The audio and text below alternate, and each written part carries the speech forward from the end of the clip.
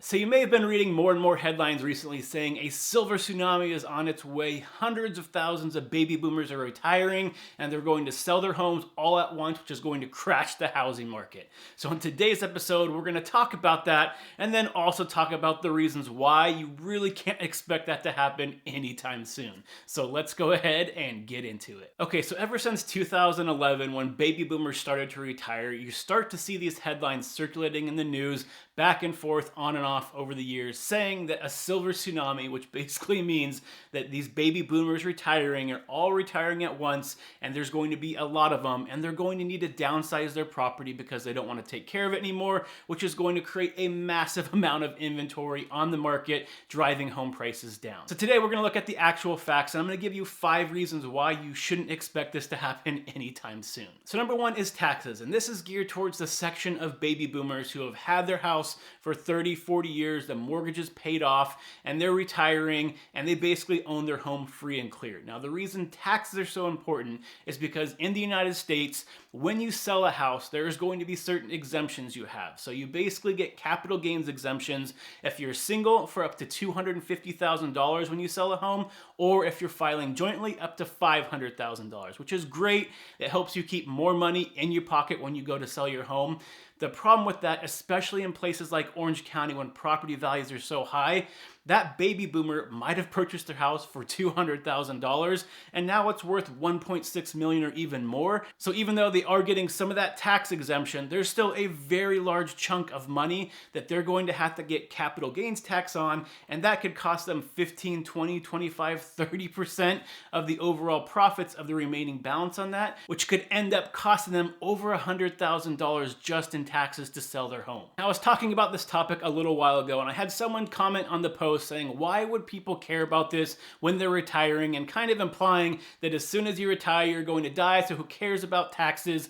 Well, that couldn't be further from the truth. So for most baby boomers, as well as most Americans, their home is one of their largest assets they have during retirement, and they need that asset to be able to help support them as they go through retirement. On top of that, people are living a lot longer than they used to, so if you retire at 65, you might have another 20 or 30 years ahead of you, so you need your money to last. So yes, taxes are extremely important to baby boomers when they retire, because if they have to give up $100,000 in taxes, that could be a couple years that they're not going to have income down the line because they had to give that up to the government. So absolutely, taxes are on the mind of baby boomers, and they're doing everything they can to try to mitigate those and lower them as much as possible. Okay, so the second reason you're not going to see a lot of baby boomers sell off their house in mass has to do with the section of baby boomers that still have a mortgage on their house. So because they have a mortgage on their house, most likely either they bought their house or they refinanced during COVID, which means that they probably have interest rates anywhere from 2 to 4%, like 80% of the population right now. So when you're looking at interest rates right now that are hovering around 7%, when baby boomers go to downsize their home, not only are homes still very expensive, so they might have a 4-bedroom home in Orange County worth $1.6 million, but if they're trying to downsize to, let's say, a 3-bedroom or even a 2-bedroom condo, oftentimes they're still spending more than $1 million to do that. And on top of that, with interest rates sometimes double what they're currently paying, they might be ending up with the same dollar amount in mortgage, not really saving them any money whatsoever, not to mention any fees involved to sell that house to get into a smaller home. So when you add everything up for those baby boomers that still have a mortgage, especially ones with lower interest rates, oftentimes it just doesn't make sense for them to move. And even if they want to, they're going to be stuck in that house for a while because financially it just doesn't make sense. So the third reason you can't really expect baby boomers to be downsizing in any massive way right now has to do with where they would actually go. So if you're thinking that baby boomers are going to downsize into a smaller home, the problem with that is those smaller homes are often the most desirable homes for first-time home buyers, for first-time families. They're smaller starter homes, which means there's not very many of them on the market right now. So when baby boomers say, yes, I want to downsize my house into something smaller, they go on Zillow and they look for homes that they might like. there's just not a lot of options. So again, many of them are not just going to sell their house and hope they find some place to live. They want to know they have options available to them that are going to actually work for them when they sell their house. And with inventory so tight and predicted to remain tight over the next couple years, it's again very hard to see those baby boomers wanting to move out when there's no place for them to go. So the fourth reason you can't expect some giant wave of homes to hit the market is the baby boomer generation is spread out to almost 20 years. The baby boomers first started retiring, reaching age 65 in 2011, and have we seen a massive amount of inventory hit the market? Absolutely not. In fact, we've seen the exact opposite. Inventory has been the biggest problem in the housing market for the last 5 years in a row. So yes, there are a lot of baby boomers retiring right now. However, it is spread out over a 20-year period. So they're not all going to decide they're going to sell their house at once. When they do start selling, it's also going to be spread out too. So again, you can't expect this giant wave to happen where they all decide to do it all at once. So the fifth and final reason is that the numbers and percentages just don't add up. So for instance, right now in Orange County, based on the census from 2022, only about 16% of the population is at 65 or older.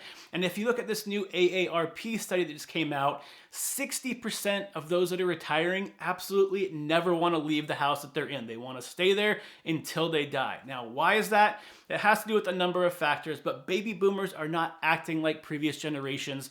They're sticking to their homes longer, they're staying in the larger homes, and oftentimes the reason is because maybe they have kids, they're empty nesters for a long time. However, during the holidays, they want to have some place for their family to gather, family to come back and stay with them. So they're okay keeping a hold of those larger houses to be able to have those type of memories with their family.